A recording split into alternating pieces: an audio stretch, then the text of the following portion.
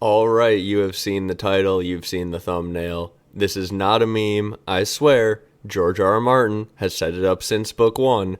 Marwyn will ride Mirri Maz Duur. If you have just stumbled on in here, this video is going to stand on its own, but it is also part of a larger series. Last time, we established what the three heads of the dragon means, and how that definitely means that Mirri Maz Duur is Viserion currently. Mirri Maz Duur's consciousness went into Viserion as one of the three heads of Viserion. One of the other heads is the natural dragon consciousness of Viserion, and the third head is currently non-existent, the rider who is waiting to take and claim Viserion, which means Viserion is currently 50% Mirri Maz Duur consciousness. This is confirmed in the House of the Undying when Daenerys sees Mirri Maz Duur in the flames shrieking, and a dragon bursts forth from her brow. It is very clear, and it is very lined up in George R. R. Martin terms, with all of the things he loves to do with consciousness, that Mirri Maz Duur is in Viserion. And it also makes sense of the fact that Viserion is named after Dany's abusive older brother, and the fact that Viserion is the dragon in the television show who turned against Dany.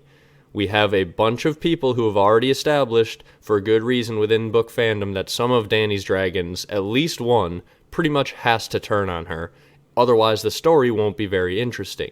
We also established last episode that as Daenerys bonds with Drogon, it frees up her other dragons fully to be bonded with. And look who is showing up in Dragon Bay, just in time to meet his former student, who spoke very highly of him, Mirri Maz Duur and Marwyn. Marwyn is going to show up with his potentially Targaryen blood. He literally directly implies it to Sam that he has blood of the dragon on some level. So he has the blood, he has the magical knowledge, and he has the prior connection required to tame Viserion. It is going to be cakewalk compared to other dragon tamings. It might even confuse some people at first that Marwyn is going to walk up to Viserion, say, "Oh hey, what's up?" Viserion's going to go, "Oh my god, it's you." And then Marwyn is going to hop on Mirri Maz Duur's back, fly right the heck out of Dragon Bay, and off to do who knows what sort of wonderful Marwyn-y shenanigans. It's honestly one of those things that some readers are going to be like, what the heck just happened? How did Marwyn just get introduced to the story and just walk up and tame a dragon like it was nothing? And then George is going to go, actually, he was there in book 1. And you look and you're like, okay, fine. Mirri Maz Duur loves Marwyn. She mentioned him in book 1. And then George is going to go, Mirri Maz Duur is the dragon. And you're going to go, oh. And then you look at the House of the Undying and George is like, I got you. I told you. Mirri's the dragon, Marwyn is the master, Mirri loves Marwyn, so it all just lines right up. Viserion is Mirri Maz Duur, who is going to be ridden by Marwyn.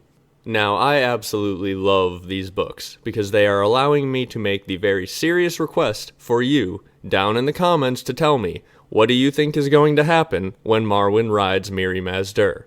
What sort of consequences and fallout do you think Marwyn could have by being a dragon rider? Because George has set himself up to have all of the pieces needed, and making Marwyn a dragon rider would pay all of that off very well. Now, having looked back over the chapter in which Marwyn is introduced and a little bit about his reputation, I think it's safe to say he could very well be one of the most underestimated characters in all of the books.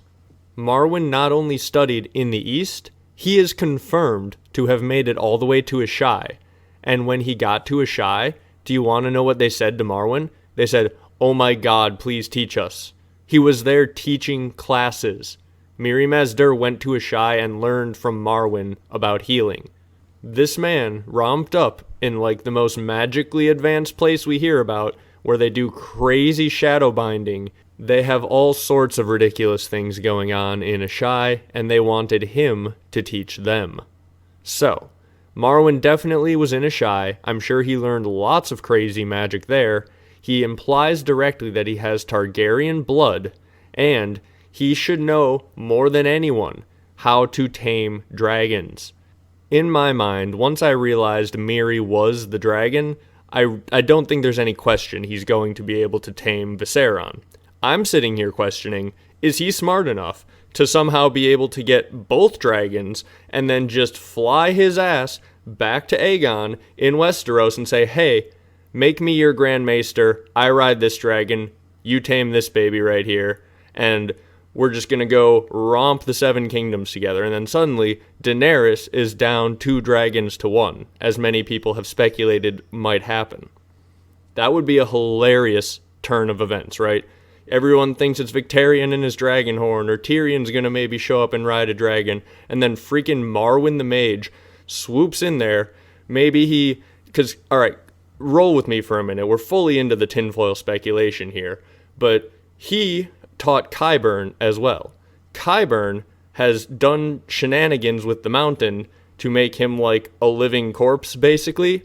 And Marwyn has Aemon Targaryen's body, like, preserved on the boat that he's going to Dany to meet her. Now, I'm not suggesting he's gonna full-on resurrect Aemon Targaryen, but maybe he can do enough to convince Rhaegal that, like, oh, there's another Targaryen there, I like the smell of this one, and then as he flies back on Viserion, Rhaegal follows, right? Like, I mean, I'm also not saying he's gonna tie Aemon's body to Viserion like a little chew toy, and, like, try to get Rhaegal to follow it back, you know, like dangling a shiny object in front of a kid, but with a Targaryen body. But we did pretty much establish last episode that Rhaegal's consciousness is a little baby and or a horse. So, you know, if anyone was going to have a shiny object dangled in front of them and follow along, it would be Rhaegal. And if you don't really believe me that the personalities of the sacrifices are having any effect on the personalities of the dragons, let me just point out very quickly that Drogon is currently sleeping it off in the Dothraki Sea and just wants to stay there, build a dragon mount, and rule the Dothraki Sea, and Dany's got to be like, Drogon, come on, we got to go back to Meereen. I have things to do, Drogon. Meanwhile, he's just fucking chilling out there, sleeping, hunting some sheep, being a badass. I mean, he is healing up, you know, whatever. It does make some sense, but all I'm saying is big Drogo vibes coming from this dragon right now. Like, in the top 5 things Drogo would do if he was in a dragon, it's fucking about in the Dothraki Sea and not wanting to go do anything else. And that's exactly what we see Drogon doing. So, it's all perfectly set up for Mirri Maz Duur consciousness within Viserion to want to team up with Marwyn, and Rhaegal seems like it should be the most impressionable of the dragons in any case. So whether Marwyn takes both of them back to Aegon or whether he just takes one back and goes and does other things, who knows? It's going to be incredible, right? I could see him romping up to the Citadel and just saying, yo, I'm in charge here now. And then all the other maesters are just like, oh my god, because he hates all of the other maesters, and he thinks they killed the dragons, and he thinks they're trying to build a world with no magic. And so it really does seem like, oh, Marwyn could just romp up and, like, rule the Citadel, just take over Old Town on the back of a big dragon and start just being a complete wild card, right? Marwyn is a complete wild card who is about to have a big dragon. He could show up in a Sam POV chapter at any point after stealing that thing. It could be right when Euron is invading, right? Maybe Old Town is definitely going to fall until Marwyn rocks up and burns Euron's entire fleet. Like, maybe Rhaegal and Viserion are both there, and maybe Rhaegal dies in the battle, and that's why they had Euron's crappy fleet take him out in the show. I don't know. Who knows? But in any case, the idea that Marwyn is going to get this dragon makes a ton of sense to me. Can you guys think of any other implications? My brain is just exploding with the fun potential of Marwyn riding Mirri Maz Duur. It is worth noting, right, that currently Marwyn is going there with the intention of being Dany's maester.